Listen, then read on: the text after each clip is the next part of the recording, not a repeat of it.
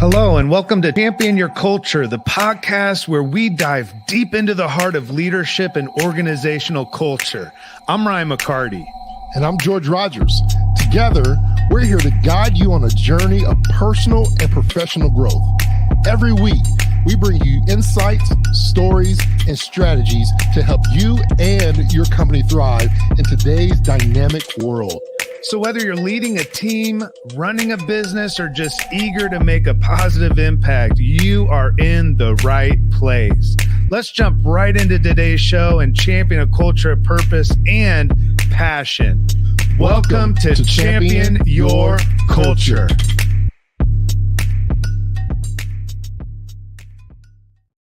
And it's another Monday. Another day in paradise. Is it? Just another day in paradise. Is That's that the song of the day there? Oh, I was thinking, what's the song by Guns N' Roses? Ooh. Take me down to the paradise city where the grass is green and the girls are pretty. Oh, won't you please? I'm sorry, I better chill. Man, I will say this. I can't hit it, man. I will say this. You have a voice of an angel. Oh, yeah. What kind of angel? Yeah, a dead one. The one that was kicked out of heaven. Didn't make the cut, man. Didn't make the cut. Not all the angels made it. You brother. were the person in the choir that was in the back corner. Oh, yeah. But I always want to be right by the mic. Oh, no, I had a mic. They just didn't have Have the dead mic. Yeah. Man, we used to do that at our church too. There were certain people just had dead mics. And it was only in their ear. Like the greatest invention for most churches was when they started doing in-ear monitors versus having their own monitor. People could hear themselves, but nobody else could hear them. Yeah, because they want to do the extra,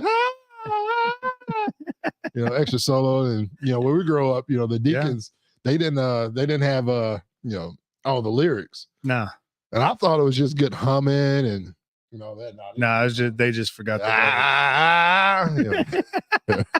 That's a good reflection of our past. Yeah. Everybody that's watching, listen, this is what you get when you get riding out together. You just never know how it's going to start.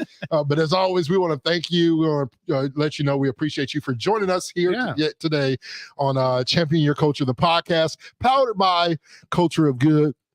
And we're grateful that everybody is here. Yeah, I think we're losing some video here and there. So just stay with us. We're going to stay with you. But yeah, thank you for jumping on with us and experiencing what we do every single week with this culture talk. I mean, leadership is really what we're about, So it's good to see so many people that are gaining so much out of these conversations. I sometimes wonder how far these conversations go. You know what I'm saying? Because a lot of times when we're talking about leading with heart, with empathy, with care. It's but also understanding that we want to have results. You know what I'm saying? So it's kind of an interesting conversation around like hard skills and soft skills and where they interact and where they work together to make a workplace that we all want to be a part of. You know what I'm saying? Yeah, so, I mean, that's the key. The togetherness of everything. Yeah. Nobody's, and I always say this to people, a lot of people like to be by themselves, and I'm that type of person. There's certain periods of the day where I need alone time, and that's warranted. But as far as working and doing life at a high level, you need that unity and that togetherness and that camaraderie and connection that feeds that power, that energy that you have. And so it's always great. We just happen to be two grown men that talk about it in we're grown. And as far as our height goes, we tapped out at our height. I'm not going to get past I tapped out when I was 12, man. Yeah. I've been this tall since I was 12. When I was born, I was 23 inches long. Yeah. I was 2 foot. I was 2 foot tall when I was born. Literally, my sister thought my mom brought a toddler home from the hospital. You were like that Cosby episode where they were the guys were going through their little section and they were delivering those subs. It was like a 12-foot sub. Yeah. I was born with a mustache. That's all I'm saying. I was 2 foot tall, and it's taken me the rest of my life to grow damn near another 4 foot. I haven't been able to, but I'm just saying, we've completely tapped out. I know I have. But there's growth in other areas, and maturity. At some point, one of those days. The way to our heart. There's a couple of ways, and one is definitely food. Yeah, for sure. Specifically desserts. Yeah. I like Yeah. desserts, man. What's your favorite? Ooh, my favorite is what I'm craving right now, and that's banana pudding. All right. But I love any and all things chocolate. Qatar, my except cousin cheesecake. Yolanda can make some great banana pudding, Really? man. Yep, every Thanksgiving. Yeah. Yep. Down in What's Louisville. your favorite dessert? Chat, while we're talking about this, what is your favorite dessert? If you're with us live in the conversation, I'm checking it right now. Throw in your favorite dessert, and I'm thinking interested. I'm definitely mine is going to be a toss up between a really moist, soft carrot cake Okay. and some type of like chocolate volcano cake. Okay. Just chocolate. Yeah, just chocolate and chocolate. Just chocolate. You know what I've never heard anybody say? As their favorite? Yeah. A dry key lime cake. pie? No, Oh, it's dry like, cake. you said moist. And Yeah. I mean, when you describe cake though, because there's a lot of times you get that dry cake, and it's who like, does not like a moist, soft cake? Who likes a dry? well, the reason we say that there's is somebody out because there it's just probably. like it's an obvious. Yeah. Moist cake is important. But when I was growing up, we this is something weird that my family did. Talk about culture. My dad raised me to pour milk over my cake. So That's if I got interesting. birthday cake or anything, we poured milk over. I still do it to the day. In my ice cream too. If I have ice cream at home, I'll put ice cream in a bowl and I'll pour milk over it. There's a comment I want to say, but it's not HR approved. It's not HR. But I'll just say this: It's not HR approved. I don't know anybody in my family, non-adopted family, that did stuff like that. But in my adopted family area, specifically your people, I've heard that before. You know what else I learned? I moved to Angola. Now, I will say I had a deacon at my church, Cornerstone of Hope, when I was there 10, 12 years ago. Yeah. That did this as well. But I learned this coffee toasting. You know where I'm going with this? I don't know. So dip your toast in your coffee. But before that, they would do like over easy or over medium, where the yolk is still a little runny. They'll take a piece of the toast, they'll dip it in the egg and eat it, and then they take the other part once the egg is cleared up. The dip run, that in the coffee. They dip the rest of the toast in the coffee. Yeah, and then it's all just like it's weird because I don't like floaties, so I could never I wanted to try it. So all I would do is I would just eat a piece of toast and take a sip of coffee. Yeah, that seems like the same thing to me. Yeah, I didn't do that. I don't mind doing that, but honestly, like my dad will pour milk over warm like pie. Okay. Like apple pie and stuff. He'll pour milk right over it. Interesting. Well, if you think about it, if it's sweet and it's got that creaminess to it, it's like ice cream in a sense. Like it just makes the cake like for real. So the milk is definitely real ice cold. Oh, on the ice cream, sometimes it flakes the ice cream into like ice flakes on top of it. It's pretty, Anyway, so I don't know. I'm sure everybody's got some weird ass stories. Yeah, everybody's got a weird, weird, unique family thing that's like they do as a family. I don't know if we want to know all of it. Specifically food. Don't share. Yeah. Don't share your weird family secrets. That'd be interesting. Chat. Yeah. That'd be interesting. So whenever we have a random topic, I always throw it back at you. Yeah. And ask you to relate it to whatever conversation we're having. Okay. Today. Sure. So I'll say this: pouring milk over cake is like. In terms of our conversation today? Well, let's just keep it HR related. Anything under the roof of HR. It can be talent acquisition, recruiting. It can be culture, leadership. It can be workplace belonging, DEI. It can be terminations. It could be whatever strategy you want it to be. What would you align pouring milk over cake in the workplace? This is a good conversation. Yeah. Maybe just a list of things you shouldn't do. Touche. Pouring milk over cake as it relates to culture and leadership. I suppose it's a metaphor, not so much as talking about how we come to our own behaviors on our own. Yeah. Because I would have never just randomly poured milk over cake. But the reason that I pour milk over cake is because I saw my dad do it. Yeah. So the idea of leadership is a lot of behavior is learned behavior. And Mhm. so when we have a culture within our business where people aren't trusting each other, when they're critical of leadership, when the behaviors we see in the workplace are not reflected to the heart of what we want, it's because those are learned behaviors. And we learn behavior based on being rewarded for what we do. Yeah. You know what I'm saying? So I think it's really, that's a long shot for me, but pouring milk over the cake is like how learned behavior works within a workplace. It's like we see the observable behaviors in a workplace, and we know from that, we know what's being exemplified by the leadership. Yeah. That's good, man. I appreciate you reaching out and doing that for me. It was a stretch, but I was working on it, man. Yeah. So we want to talk today, and I kind of want to change up this. Mhm. Typical, we just have a good conversation, but I want to ask you a series of questions. Okay. And today's podcast, if you're listening to us, I want to give you guys and ladies some really good tips, but I also want to really just highlight, we had a great experience last week.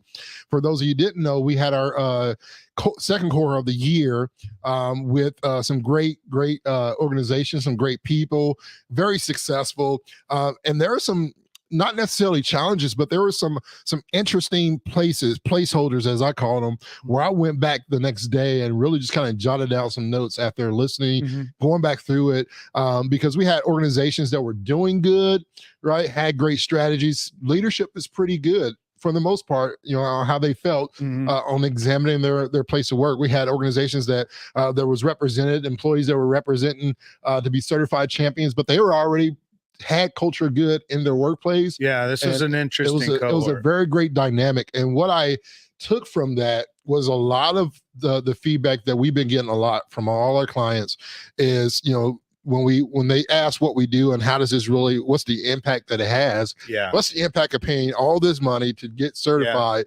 There's all these questions, and I've done nothing but think and really celebrated, our success. And I'm tooting our horn here, rightfully so, but the success of what has become a repeated outcome in our storytelling, Mhm. and that is the R word. Yeah. Right, retention Yeah. has become, and so we talked about this a little bit in the last podcast where we gave a shout The out. other R word, And what is that? ROI. Yes. Return. Yep. Retention equals return Mm-hmm. on investment. Yeah. Yeah. And But so anyway, that was yeah. one of the impacts. And so I thought it was like, man, how can we discuss this in our podcast today? And I wanted to share a little bit because I think there's a breakdown on what we're seeing, and there's things that we see that's consistent with a lot of our clients. Yeah. First, I telling want their story. You bring up the cohort. So for those that aren't aware, what we do at Culture of Good is we help to champion those who champion people and champion culture. Yeah. So we have a 2-day certification that takes place every few months. We have one that's going to be coming up June 25th and 26th. Is that right? Yeah. So mark that on your calendars. June 25th and 26th. We haven't even put that on the website or anything yet, but so that's news for everybody joining us live here. So seats are limited, but it's a 2-day certification. We go through conversations around what culture is, what culture of good is, what does it mean to build a culture of good in your organization, identifying a project that helps you to design a plan for that as you're going back into the workplace after the 2 days. You don't just learn about all these concepts, but you have a plan to follow and to implement. One of the things that we hear over and over again is it's the challenge in culture in these types of efforts is all in the implementation. What's the plan, right? What's the strategy? What's the structure that we can follow so that everybody knows what they're engaging with? Right. We're wanting to create this environment where people feel a sense of purpose and meaning behind what they do every single day. And, so what we're hearing over and over and over again is retention. Yeah.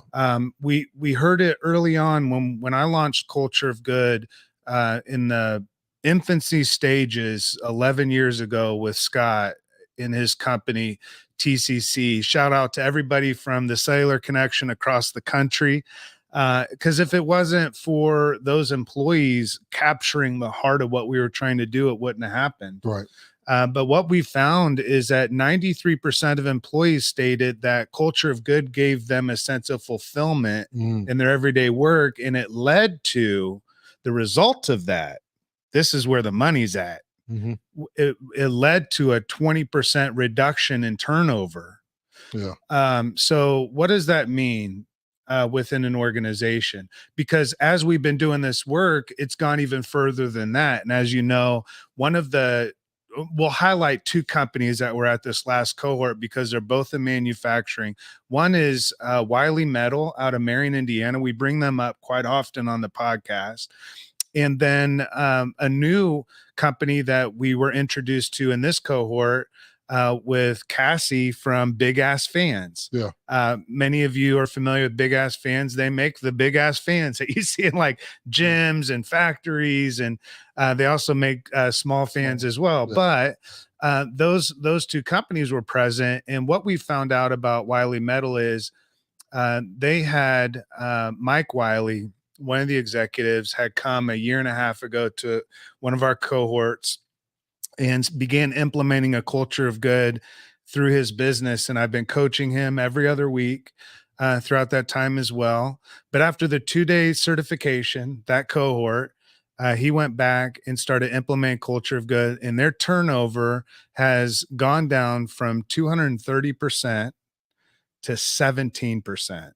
And possibly even lower than that. Now, is that going to go up? Things are going to fluctuate, right? It may not always stay at 17%.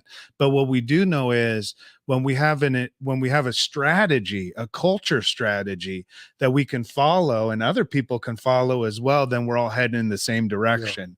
But most people just don't have a culture plan. They don't have a map. They don't know really where they're going or why they're going there in the first place. And so we help organizations discover their why. Why are we heading in this direction? What are the outcomes that we want to experience as an organization, as a team, and as individuals? And then how are we going to get there? And that strategy and the structure of a culture of good helps companies get there. And that's something that we hear over and over and over again. But it was fascinating because this 2-day was really a unique opportunity within those particular two companies, Wiley Metal and Big Ass Fans, to sit in the same room together and learn how to build a culture of good in their organization within their industries, particularly manufacturing, and seeing that the impact of what culture can have specifically on industries that don't have a history or a track record of being like culture forward. You know what I'm saying? Like nobody thinks of manufacturing like, well, that's where we go to learn about culture. But so it really is a business differentiator. And I think the impact specifically, and we're hearing, and I can't wait to follow up with Cassie in the next 3 to 6 months and see the impact that it does there. But we get the opportunity as well because of the impact in that one company. You know, we're seeing other manufacturing companies within Marion, Indiana, specifically come together. I think he said he has 35 plus people already, businesses that are going to be representing in April, coming together throughout. So if you're in the Marion area or Grant County and you listen to this podcast, we'll be in Marion. Let's see, it'll be April 11th. April 11th. So reach out to us. We'd love to have you join us. We're going to have a breakfast there. And particularly if you're in the manufacturing space in near Grant County, we would certainly love to have you because we have, I think there's over 10 companies represented throughout Grant County or the Marion, just particularly Marion, that are going to be there because of the impact that this has. You know, when you have a people-centric culture, you can have a company in an organization that is profitable and still people-centric. You don't have to sacrifice people for profit. You know what I'm saying? You really don't. And I think that's what we're preaching And that's what we try to help champions to champion within their organization. Because earlier on within the culture of good, we would help the company by going in ourselves, Mhm. which we can still do. And we can do workshops, but it does something for a company where we can then empower them and empower their leadership Yeah. to lead The the day to culture. day. The day to day is Yeah. where the Yeah. culture's The at, not connection. when we come in. Yeah. I mean, we can come in and give like a pep rally, Yeah. but you know what pep rallies are? Yeah. They're just they're sugaring your coffee. And Yeah, I eventually, mean, every school has a pep rally, Yeah. but when it comes to the game, then you're out on the field. Yeah. We're not the ones out on the field, you are. And Yeah. so what we want to do is we want to equip those that are leading culture. I mean, I don't know how many over the last 5 years, how many more people I've met that were hired as head of people and culture. Yeah. That's the thing now. If you were hired in the last 5 years to be the head of people and culture, and you still don't have a solid plan to follow in terms of how you're engaging your employees, your customers, your community, how you're driving purpose-driven work, Yeah. how you're engaging teams in ways that are empowering them to not only reach out to the community but also drive results within the business. That, like the 2-day certification on June 25th, it sounds like this is an entire commercial for that. Yeah. But I mean, that's what this is for. That's why we do that. Yeah. So I would encourage anyone to jump into that, because what we do that's unique within culture of good, and I think this is important to bring up, is we don't just have this prescription that we say, do it this way, Yeah. do it our way, and it's a one size fits all. No, we have an architecture or a framework that we provide, and then we say, do it your way. Right. Because And- every company's different. And I think we saw talk that about that. dynamic even with manufacturing companies that we had in this cohort, the two there, they're different, and every company's at a different place. Right. Mhm. We're all different people culturally, even towns, town next door may be a lot different than the next town over. And so how you're interacting and understanding, we talk about the language and understanding your language, talking about understanding, what moves a person, how people and your employees like to be recognized, like understanding all those dynamics are totally different. And so every organization's culture is different. Yeah. Every organization's culture can still do good, but that good may look different, right? Yeah. According to the needs, one of your customers, your passions, right? Your community, and then also your team, right? Yeah. We may have different dynamics. So as we're trying to do good together, it's collectively what moves us. Well, we may have a need specifically in our community that's different than Lexington, Kentucky, where Big Ass Fans is, right? And so understanding and make sure that's important. Knowing your people. And knowing your people and what moves them. Yeah. When we talk about recognition, when we talk about rewards, when we talk about engagement and fulfillment, it goes back to the root and the heartbeat of your people. Yeah. Yeah. Right. I mean, that's why we do the stakeholder profile. Yeah. Like we have the charting within. Mhm. So that's another thing, is like you have to get tactical. Right. Like this stuff has to work. We can't preach something that makes sense, but it doesn't make a difference. Yeah. We're trying to do something that's making a difference. Yeah.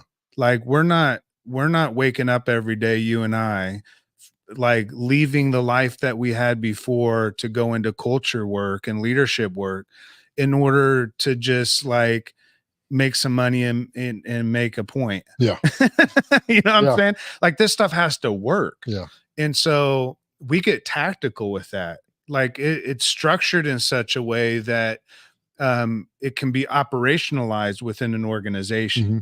This is what the concept of bringing your soul to work, or operationalizing the soul of a nonprofit within your for-profit business. Yeah. But it has to be operationalized. It can't just be like, you don't realize something just by a hope and a dream, or just because you got inspired by a keynote speaker on LinkedIn or at a conference. Like there's all kinds of that out there. There's all kinds of, and we do keynotes and we have workshops, but at the end of the day, the stuff that we're talking about, it works. Yeah. And it's proven. And that tactic, the tactics behind how this works is really important. And because when we get tactical, it allows us to be able to empower people around us to actively contribute toward what we're doing. Yeah. When we're just like talking about some vision of what we want the future to look like, everybody's still, Yeah. that's just a dream. Yeah. So if we can, I want to, when I left last week, Yeah. and the reason why I want to talk about this today, not just because of the retention, but what drives that success, right? What is driving outside of the strategies, the outline? They get a playbook, a workbook to go back and apply, specifically designed for their company as individuals, as it relates. But there was, as I went back over and I thought, and I'm just, this is how our brains work. So you'll be able to relate a little bit. For the audience, there's two ways that Ryan and I work: acronyms and then objects. We're storytellers. And so there's illustrations, right? And so when I went back, and obviously the kickoff of March Madness Thursday kind of really triggered this. And I thought at the end of every championship, NFL, Super Bowl, NBA Finals, MLB, World Series, right? The hockey Stanley Cup. At the end of all these finals, and there's a champion declared, there's still another champion that's declared from that team. We call it the MVP. Yeah. And so it triggered in my mind that what is the MVP of this retention success? What's the MVP of culture good? And this is just Georgism, right? And I believe it relates and it aligns with what we do here as Culture Good and what we preach on this podcast. And so I want to just kind of break down the MVP.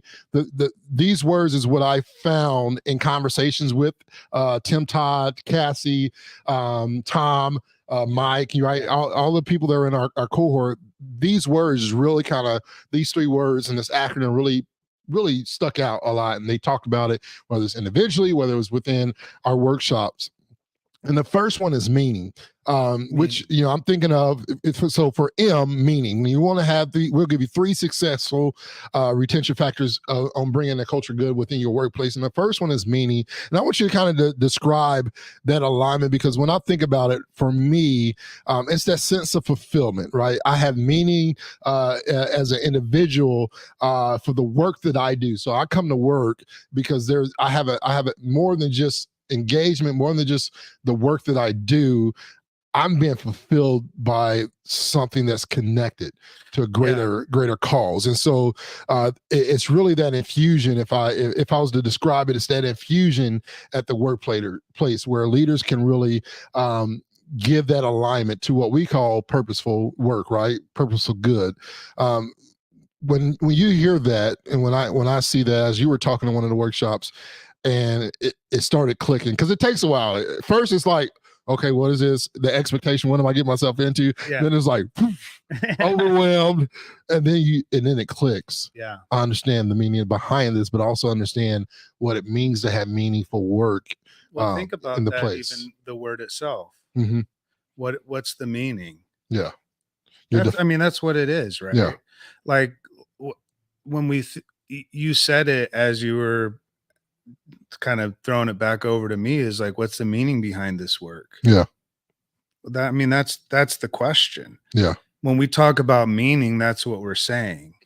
If I were to define it, I would say it's purpose that makes me feel good, but it also gives me a sense of understanding of not only what I do every day, but why I do it. And so, when we think about meaning, several years ago, just this idea came to mind for me that every day we wake up, I believe that most people that I've met, whether consciously or subconsciously, we wake up with this desire to discover meaning behind what we do in terms of our work, meaning in relationships. A lot of times when we lose a sense of connection with people that we had connection with before, we've lost a sense of meaning, is what it is. It's not that person is bad or that I'm bad or the relationship is bad. It could just be that we need to find a new sense of meaning together. I found this with Katara when, went through the empty nester syndrome. You know, it was like our entire lives, our meaning was the kids. That was our meaning. That was the meaning behind life. We woke Yeah. up, it was kids. We, you know, we drove, you know, the car, the kind of car you buy is because how many kids you have. Yeah. Everything is kids. That's the Yeah. meaning of your life. But when the kids moved out, we ended up in therapy together and looking at each other like we need to find meaning again because we lost that sense of meaning. And I think people can have a sense of meaning in their work early on when you first get hired. Sometimes the sense of meaning is just having a new job, and that's your sense of meaning. But when you're in a workplace long term, having a sense of meaning takes on a deeper understanding. And that could be like, what is my purpose here? Mhm. How is my contribution and what I'm bringing to the table meaningful? Yeah. Not just is this job meaningful to me, but is my work meaningful to others? Yeah. And that's the growth, I think. And I think many times we get stuck into this concept, and we're talking about retention and helping people like grow retention, but let's talk to just everybody here. Like part of maturity and growth is going from this everything needs to give me a sense of meaning Mhm. to I'm coming to work to help others find theirs. I'm going to contribute in ways that I find meaning in helping others. And then my retention's different because it's not about everybody making sure I'm happy every day. Right. But my retention's going to be different because I find a sense of purpose even when I don't love everything going on. Yeah. I stick around because I know that there's a greater sense of meaning here. And I think that, you know, can go both ways, but I think yeah, meaning is if we're going to have MVPs in the workplace, they're those that have that sense of meaning in what Yeah. they do. Yeah. The other one was value. Yeah. And this we talk about values not in the sense of core values, Yeah. but how champions are valued, right? When an MVP of a basketball game scores 28, gets 12 Gotcha. rebounds and 6, you know, there's Yeah. there's a reward at the end. They Right, become that right. valuable, They get the most trophy. valuable player, right? They're that Uh-huh. value. And I think about this, and we talk about the appreciation, the rewards, aspects of those contributions that happens. And I want to share this. You don't even know this. I had a conversation just this morning to another company. Yeah. Zealandia, Latour Group. So I Yeah. talked to Terry this morning and sharing this wonderful news of a lot of the changes that they've had. And our good friends Mike and Rob with Yeah. East Coast Golf, Yeah. they're dominating right now.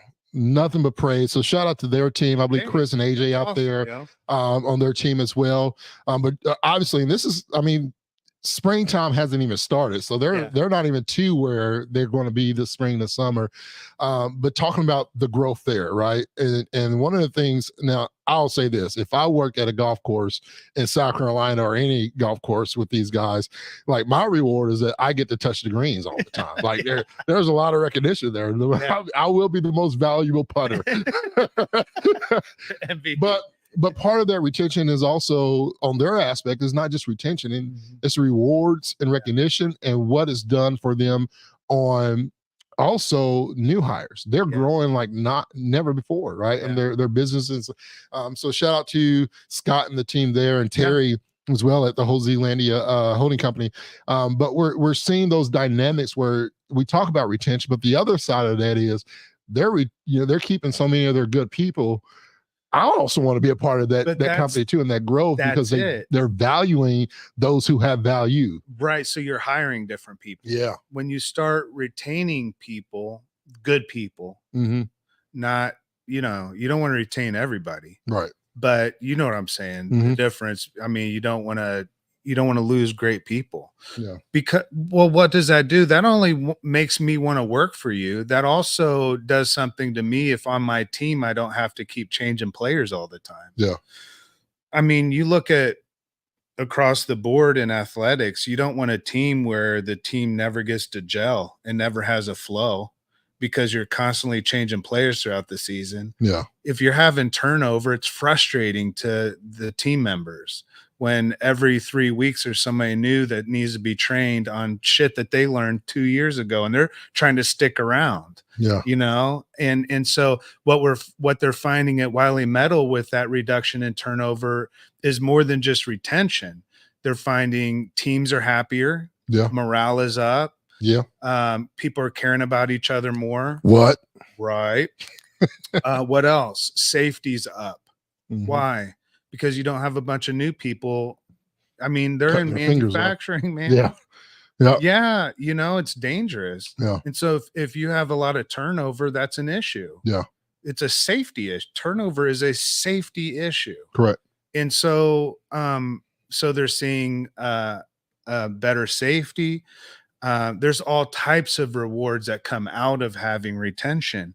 And so to your point, what's happening now is that people are being valued, not just because the one person is the one MVP that gets the trophy, but they're looking at how do we value everybody's contribution, because culture is not the one person.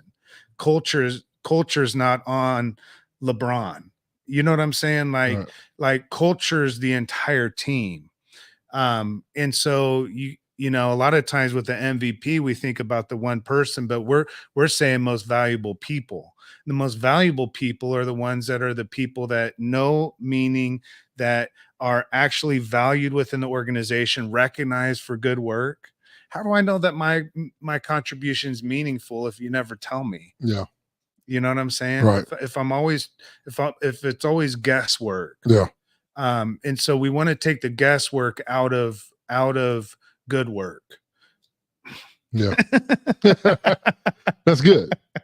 So that people know how to Right. contribute in ways that are meaningful. Yeah. You know? But Yeah, I think about it in a sense as well, where when you have that value, you feel like you're valued Yeah. by your leaders, not just your leaders. I would say this: it means more to me that my peers, you respect me, and I think that was one of the things that I was hearing from the guys. You know, we had a welder that was part of the cohort, and he was talking about it's not that we don't love our bosses when he come around, but I can say the same thing, and I think it'll mean more. It will. oh yeah. Right, when you have that respect from your peers and that value, your words are impactful. So the same thing is, it's kind of like having that kid that always listens to aunt and uncle, Yeah. and y'all are saying the same thing. Mom and dad says the same thing, but hey, let's take them over to aunt and uncle's house, because for whatever reason, coming out somebody else's mouth means a little bit more.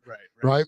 And so it's just that connection. It's a different connection Yeah. in a field. And I think when that person has that value to where they're impacting their peers, I always like to find those people. I always call them the thermostats in the company. Like everybody has those thermostats that are setting temperatures in every department that kind of controls the atmosphere.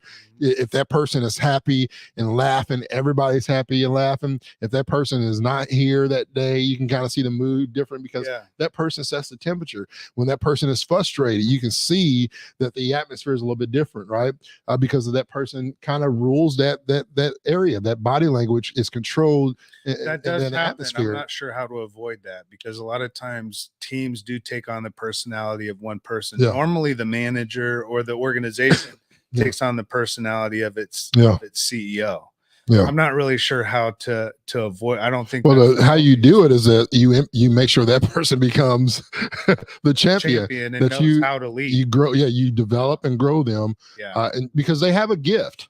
Yeah. I think people that can control the atmosphere, whether Yeah. positively or negatively, Yeah. it's a gift. It's something about you that if it's done in the right sense, Yeah. man, it changes, it impacts life, it impacts the I'm culture. just over here thinking how And then crazy it is. that, sometimes like, it's scary. I'll be honest, if you go back and ask Kathy McNamee, go find her, she'll tell you, when I was happy and laughing, man, it was a great time. But if I was not happy, yeah. like I was Well, a piss poor type of person to be around. yeah. It just wasn't, I just great. think how crazy it is that I mean, culture is very impressionable Mhm. in that sense, that if you have a leader that has emotional instability, then you have a culture that has instability. Yep. You know what I'm saying? Like if you have a a boss or a manager that's emotionally unstable or emotionally immature or doesn't have any emotional intelligence at all, that has such a profound impact on the culture, man. Yeah. To your Yeah. point, you know, because Yes, culture, everybody, he is saying that I was emotionally unstable, and that was true. no, not no, not Oh, I was. I'm thinking I had no companies. I had no EI. I'm thinking companies now. But You know what I yeah. mean?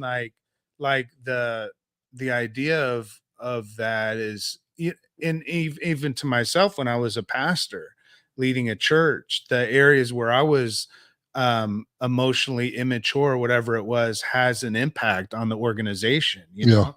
And I just, yeah, we're kind of getting off topic, but I think it's That's on topic. I think it's really important that we recognize that within a context of like growing a team, that we do have that type of influence by the example that we set. But that also doesn't mean that we come to work every day and all we can be is happy go lucky and Yeah. cheerful and not vulnerable and real. Yeah. I think what people are hungry for is not Joel Osteen every day. Yeah. That's fine. And if all you can do is smile, great. I'm happy for you. Yeah. But I think most people just want that. I'm not saying he's not real. I'm saying like most people want you to just be real. Yeah. But being real and being authentic should also be aligned with you as a leader being emotionally mature. Yeah. Yeah, I think Craig Groeschel has a quote. He on his podcast, and I think he says it every time he opens. But people don't want to follow leaders that are always right. Yeah. People want to follow leaders that are always real. Yeah. And that's just authentically you. There's no perfect person. We would say perfect-ish all the time. Yeah. But we want people want to follow people. I think the word that we're looking for when it comes to value, bringing it back to what we're talking about on the value piece, and then just in general, is consistency. Yeah. Be consistently you. Yeah. And authentically, and transparent, right? To where, hey, we all go through some things. Yeah. Right. Positive. Sometimes we pray that there's more good than bad. Right. But sometimes storms last a little bit longer. Yeah. But not being afraid to show that. Yeah. Is important. Yeah. I think people want real leadership. Yeah. Real leadership. Yeah. You have a segment, and I don't know if you want to. If this be a perfect time to kind of. Let's take a break before we get to the P. All right. So this is not literally P, but the P and MVP. The P and MVP. All right. This is the craziest shit in HR, brought to you by the Culture of Good.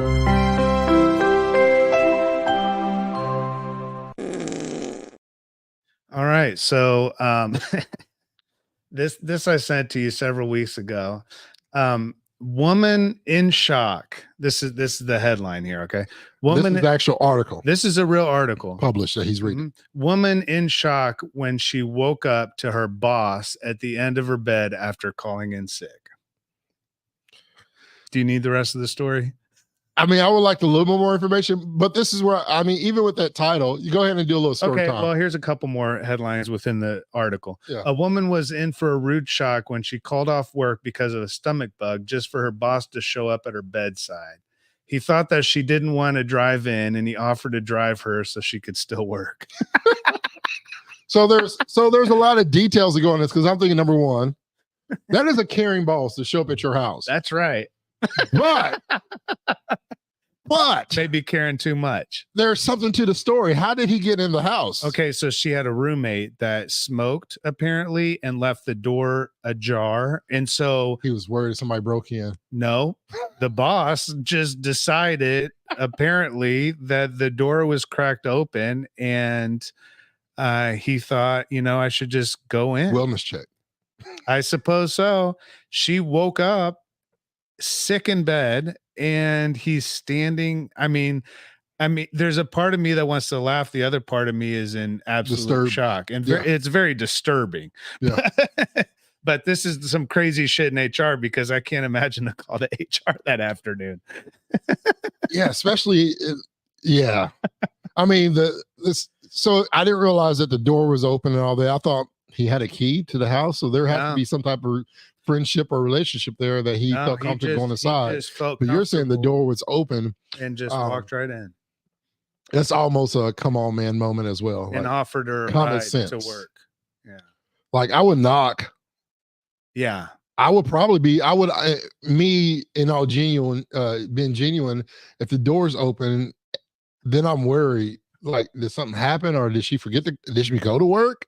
Like, Yeah. I'm thinking the other thing, hey, is she in work because her door's cracked open? Or I'm looking around the outside to see if she may be walking her cat or her dog or, flying the bird outside. Yeah, he just was standing at the foot of the bed waving and saying, "Hey, Yeah. I know that you called out, but or called off work, but maybe you just don't want to drive, and I'll drive you in, and you could still work."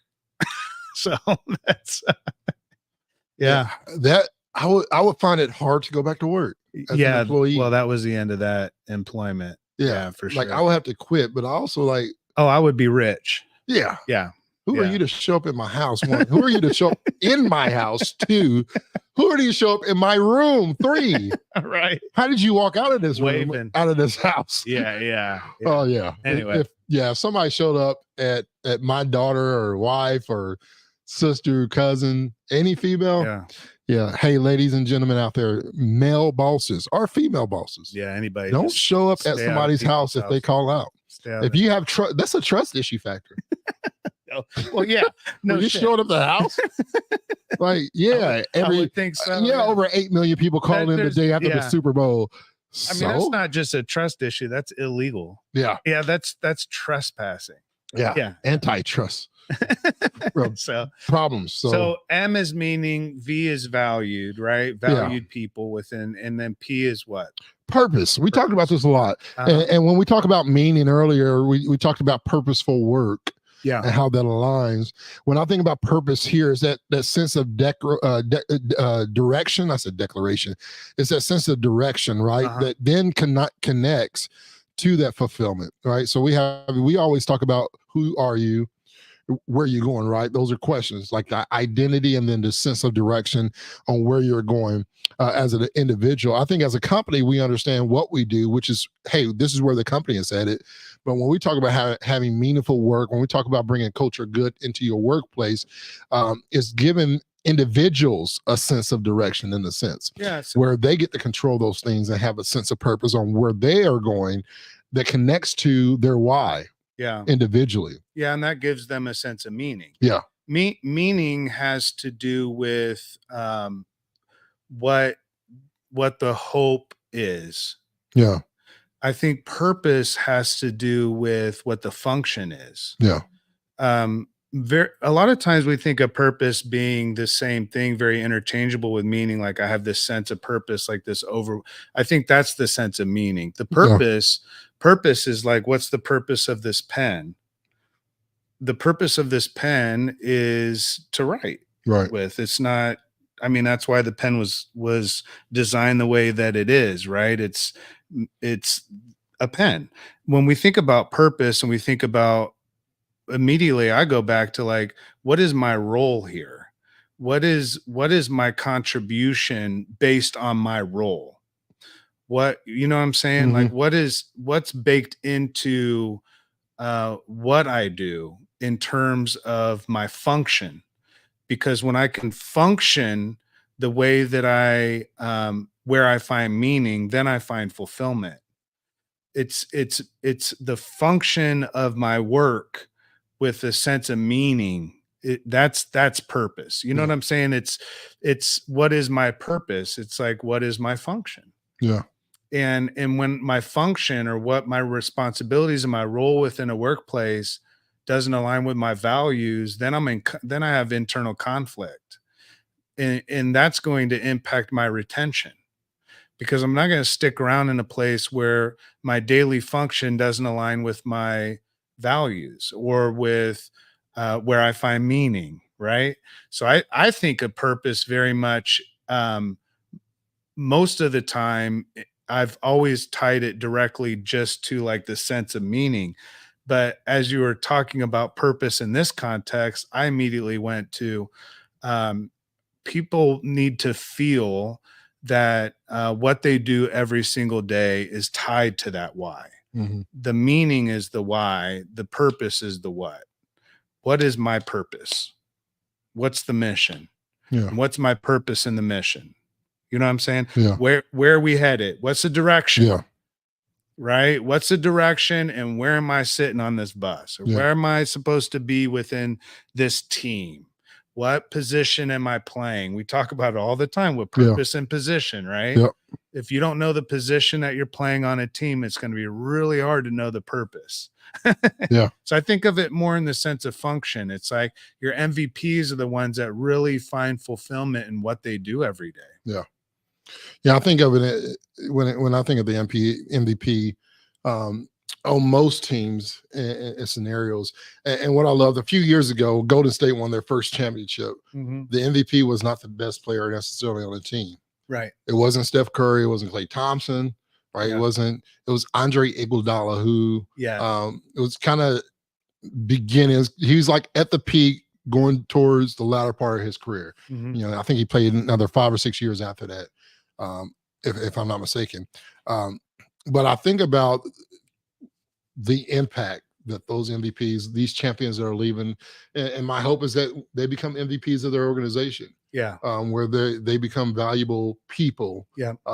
with valuable purpose, right?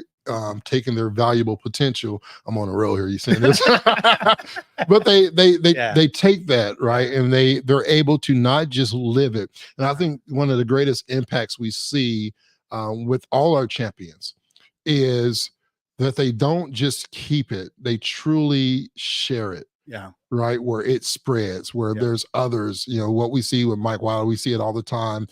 Think about in your beginning days with companies with Ingram Micro and the work that you did there, the connection that's still continuing with, then the relationships that still continue. Where now you got people that went from Ingram Micro to other companies, Alex, and Alex, RC, and it's that value that is still an ongoing thing, because as you become a champion of your culture at your workplace, it's how now do I take this back to my team members to help them develop a new skill, to help them develop and feel like they can contribute to this greater purpose, right? That they can contribute more to this team project, but this project and how it impacts other things, right?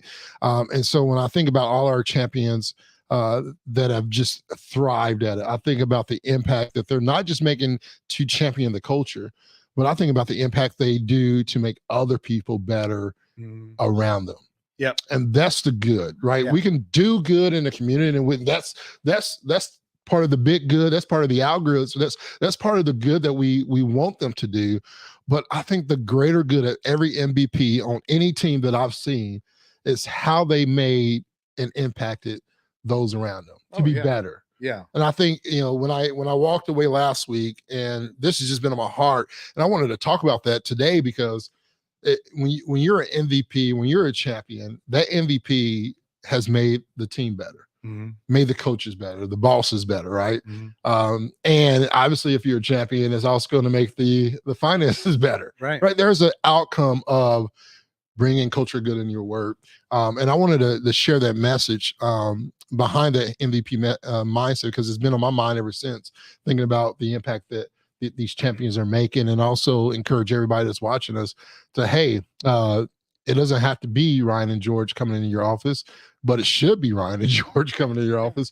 It doesn't have to have a certain thing that looks a certain, it doesn't have to be our way, it doesn't have to be TCC way, because the whole culture of good is designed for your company specific. It's your company's way, your language. We give you the strategies that are adaptable to be able to take that playbook and work the playbook and coach your people up and develop them to bring good. And so I appreciate you allowing us to have this conversation. It's a little bit different than we normally have, but I'm really excited about what is to come. I'm excited about the stories. And hey, listen, if you're listening today, I want to encourage you to align, to create a strategy for your culture. If you don't have a culture strategy, there's no greater time than today to start thinking about, what does that look like? What does it mean? How do I begin to start that? And we can give you, if you listen to our podcast, go back to previous episodes. We give all this content across our podcast all the time on how you can do it. But if you're looking to specifically get the structure, you need to come and be a part of June 25th and 26th. We're going to be here. Yep. That's a 2-day. That's a great place to start. Right. Great. That's a great like, let's kick this thing off. You Yeah. know, we gotta start somewhere. So those Yeah. 2 days are a great place to start. And yeah, it's good stuff, man. Awesome. Hey, I want to give a couple of shout outs to our YouTube. I don't know if you knew this, but YouTube channel, Culture Good YouTube channel, has grown another plus 500 in the last 2 weeks. Nice. So I was looking at that. We got that email. So we appreciate everybody for continuing, and our Spotify listeners, Apple, wherever you listen to, we appreciate the support. Keep on sharing. Every time you share, every time you like, it helps us reach more people in the community.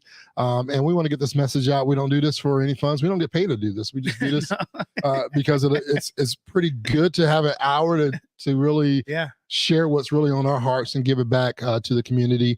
And so this is our way of giving it back. But we do appreciate those who have supported us, who've ever liked and rated or subscribed or shared it to their network. To those who are watching or riding right now in your cars, be safe.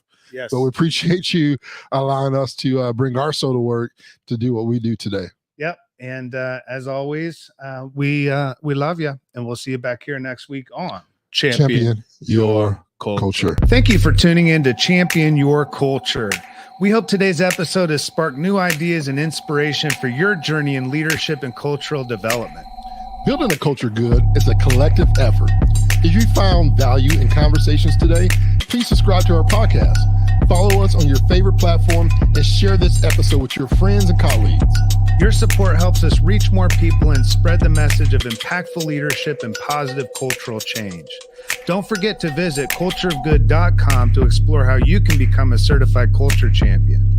Every week, we're here to bring you insights and strategies that matter. So join us again for more empowering discussions. Let's continue to champion a culture of purpose and passion together. Until next time, keep leading with heart, and let's make a positive difference in the world. And we'll see you next week on Champion Your Culture.